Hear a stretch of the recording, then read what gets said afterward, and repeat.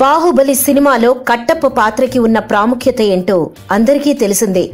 Baahubali the beginning cinema climax లో కట్టప్ప బాహుబలిని ఎందుకు చంపాడు అనే ఉత్కంఠ అందరిలో ఉంది. కట్టప్ప లాంటి లీడ్ రోల్ ప్లే చేసిన సత్యరాజ్ కర్ణాటక రాష్ట్రానికి చెందిన వ్యక్తి. అయితే అప్పట్లో కావేరీ జలాల సమస్య వచ్చినప్పుడు సత్యరాజ్ ఏవో కొన్ని కమెంట్స్ చేశాడట. ఈ వివాదంతో బాహుబలి 2 సినిమాని కన్నడంలో రిలీజ్ చేయకూడదని కన్నడిగలు అడ్డుకుంటున్నారు.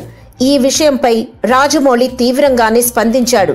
సత్యరాజ్ బాహుబలి సినిమాలో ఒక క్యారెక్టర్లో మాత్రమే నటించాడు. అతనికి ఈ సినిమాకి సంబంధం లేదు.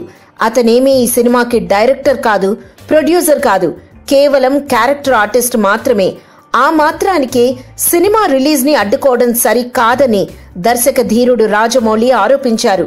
సత్యరాజ్ ఎప్పుడో 9 సంవత్సరాల క్రితం కమెంట్ చేస్తే ఇప్పుడు ఆయన నటించిన సినిమాలని అడ్డుకోవడం సరికాదన్నారు.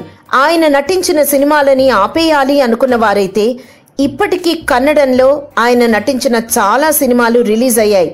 మరి వాటిని ఆపేయకుండా ఇప్పుడు బాహుబలి 2 సినిమా రిలీజ్ ని ఆపాలనుకోవడం మంచి పద్ధతి కాదని ఆయన ఆవేదన వ్యక్తం చేశారు. రీసెంట్ గా ఒక జాతీయ మీడియాకి ఇంటర్వ్యూ ఇచ్చిన రాజమౌళి ఈ విషయాలన్నీ వ్యక్తపరచడం సర్వత్రా చర్చనీయాంశమైంది.